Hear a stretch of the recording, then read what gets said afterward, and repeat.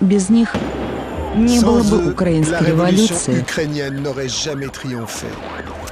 Для видеокамер западного мира они были героями. Американский дипломат пришел даже, чтобы предложить хлеб для них.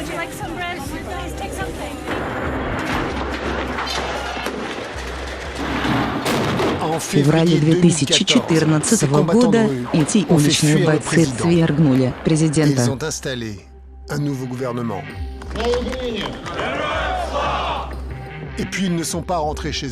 Хорошо вооруженные, они стали угрозой для правительства. А нас вони бояться найбільше. А бояться вони нас тому, що вони знають, що ми знаємо. Их батальоны вышли на улицы и ввели свой собственный новый порядок. В Одессе они были ответственны за массовое убийство. Вот когда зверь почувствует кровь. Для меня лично заслужили такую смерть. И мне их не жалко ни одной секунды. Кто эти люди за масками? Проти продажної маргінальної демократії. Каковы их политические цели? На кого они работают? Кто поддерживал их? Познакомьтесь с ополченцами, которые похитили украинскую революцию.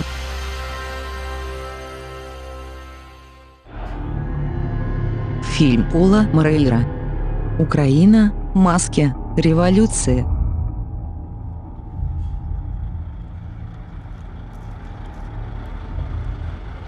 Les premiers que je vais rencontrer sont les miliciens du secteur droit.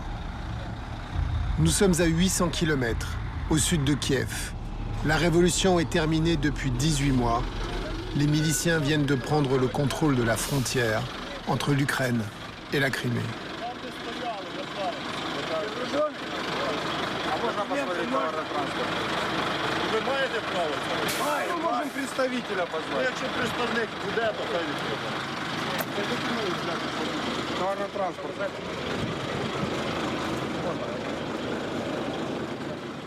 Plus aucun camion de ravitaillement ne peut passer. Des centaines de véhicules sont bloqués sur des dizaines de kilomètres. Le secteur droit s'est arrogé le droit d'affamer la Crimée. La Crimée est une péninsule au sud de l'Ukraine. Elle est peuplée majoritairement de Russes. Après la révolution ukrainienne, sa population a massivement voté par référendum son allégeance à la Russie.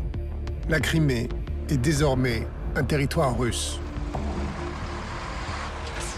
Власть України приналежить народу, а ми і є народ.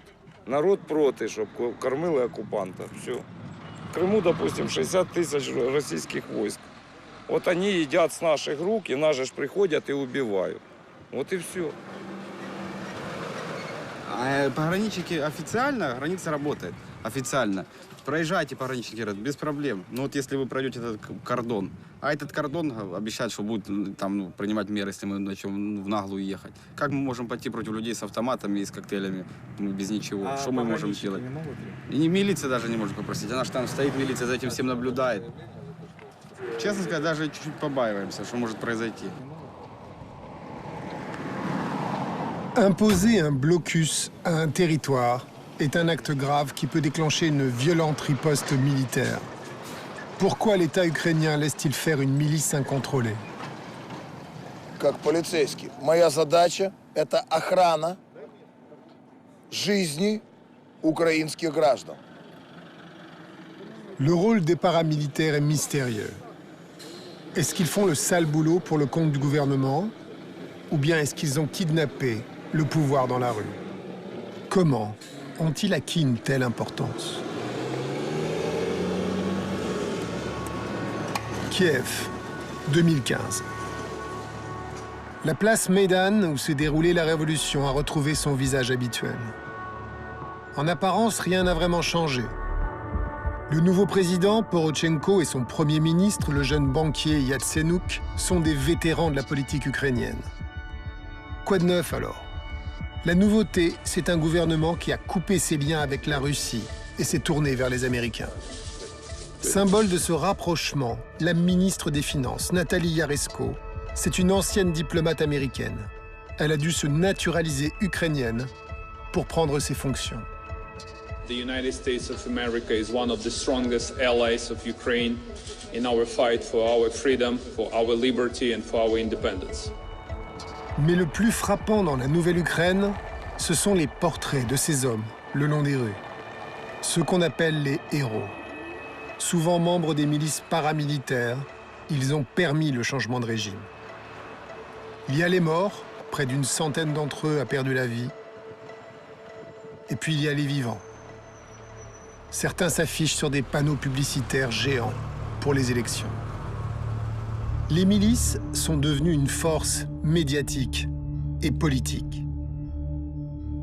Leur porte-parole le plus célèbre, Igor Moïsitchouk, a longtemps travaillé